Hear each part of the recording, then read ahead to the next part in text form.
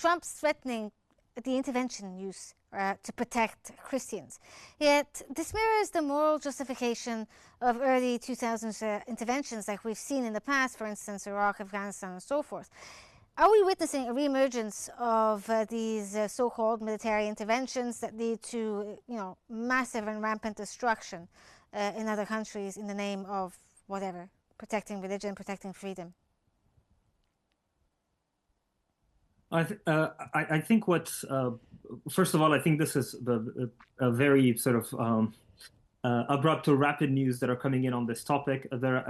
According to many military officials, even within the U.S. itself, there weren't much discussion. There wasn't a prioritization of a potential American intervention in Nigeria specifically, let alone in West Africa. And I think this is really catching everybody by surprise here.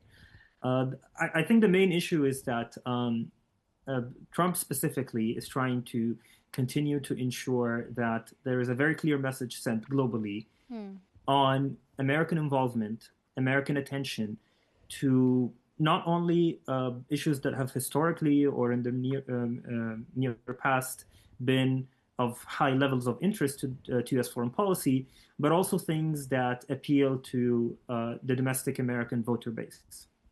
And I think the issue here is these are reports on persecutions that are happening, claims that the Nigerian state, the Nigerian government have been unable to do something about them. And there might be some truth in this.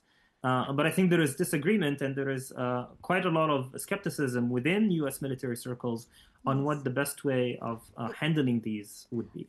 We'll get to the idea of it being more multi-layered, and there's more to it than just the news about persecution of Christians there. But let's talk about the idea of intervention itself. Is this something that would possibly be the solution for something like this? If the Christians there are being persecuted, wouldn't this just cause more complexities and more problems for the Christian Nigerians there?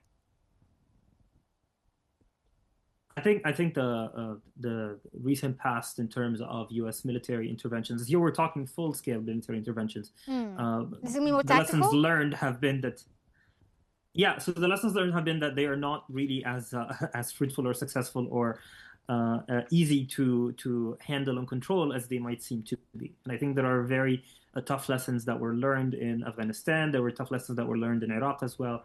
And this is really the main issue here, which is, yes, the U.S. might be the strongest military in the world, but working on the ground, right, in zones and in territories that the U.S. military might not be very familiar with, fighting against groups or militias or armed gangs that have very good knowledge of the terrain, have very good local knowledge, also have networks in these places, might mean that the U.S. would face a much harder time than anticipated. Okay, you talked about the news coming out of Nigeria. It may hold some truth, but also what's known about Nigeria, it's a multi-layered crisis, and it includes a lot of factors, including identity, land governance, as well as obviously insurgency. Why is the complexity of the situation consistently flattened into a more binary situation where it's Christians versus Muslims, rather than taking into account the many other factors that affect this region? I think it's as simple as that. Oversimplification is usually helpful. It's easier to generate artificial binaries, as you had said, when it comes to issues that might be more complex. Many times in the Nigerian issue here or in other places around the world, there are real material incentives. And when it comes to the case of Nigeria, we do know that a lot of these conflicts, yes, play on and activate sectarian lines, religious and ethnic lines, but have a lot of material motivations behind them. There's competition for land, there's competition for resources, etc. And of course, poverty exaggerates all of this, right? It amplifies it in many ways.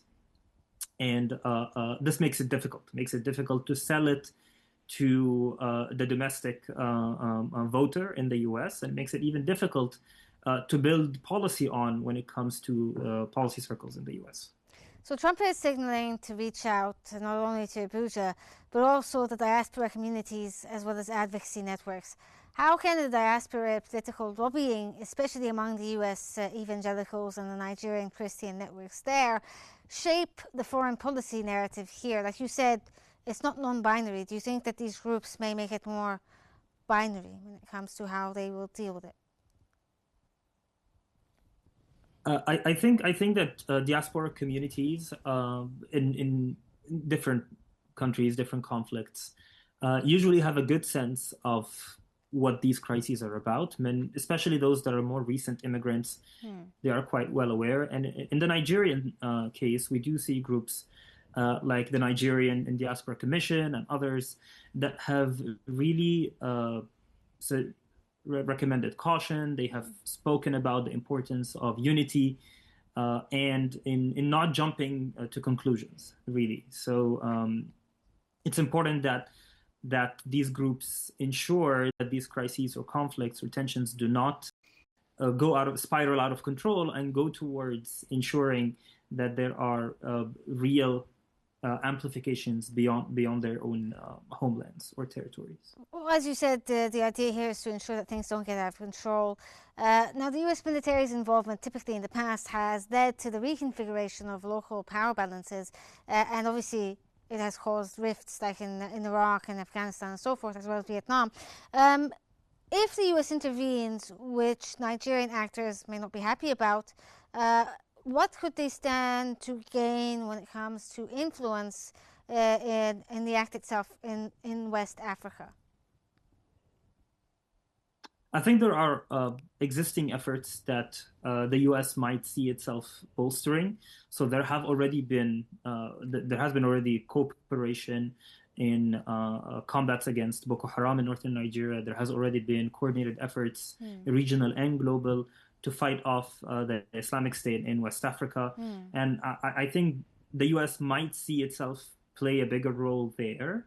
Yes. But I think it's in the U.S.'s own interest, it's in the American interest not to clash against sort of existing efforts, existing coordination between states in West Africa. Obviously, Nigeria is a very different ballgame when it comes to different lands. Like it's not Libya, it's not Iraq, it's not Afghanistan. Its demographic as well as economic and cultural anchors in Africa are a very different game when it comes to U.S. interventionism. How could a U.S. intervention reshape continental power structures, especially within the ECOWAS and the African Union security frameworks, not just in Nigeria? I think this is going to depend on the level of intervention that the U.S. is really planning to execute. So in many ways, there are different levels of intervention that we can look at. The military officials in the U.S. have spoken of sort of very light levels of intervention, whereby the U.S. just supports the Nigerian military, provides maybe training, provides perhaps intelligence as well. There's a bit higher levels where maybe drone strikes might be involved. And then there's the highest level where the U.S. might move around aircraft carriers, use fighter jets, etc. And I think depending on what the U.S. ultimately decides when it comes to these levels of intervention, we might see very minimal changes when it comes to power dynamics on the continent, all the way up to shifting relations or shifting dynamics, depending on which states might see itself play a bigger role at the expense of perhaps Nigerian dominance, especially in Western Africa, yes, versus states that choose to side with Nigeria and choose to see this as sort of an infringement on Nigerian sovereignty and territorial integrity. But if we take a closer look at Nigeria as well, we've seen in the past few years, and many years actually, how they've struggled to maintain control over their territories. There's always been non-state actors, whether it be militias or foreign forces and mercenaries intervening within Nigeria. If the US gets involved, could they unintentionally increase the violence by increasing or empowering these militias, vigilantes, or even private mercenaries? Yes, so I think that's the short answer. But I think there are, again, lessons here that we can get from Iraq, from Afghanistan, etc., on how uncalculated interventions, right, or interventions or presence of foreign military groups within territories could in itself be a reason for a resurgence of militia groups or rebel groups, right? So in many ways, that presence in itself might be a founding factor, might be a catalyst for seeing groups rise up against what they deem to be sort of an invasion, right? An attack on their homelands and territory.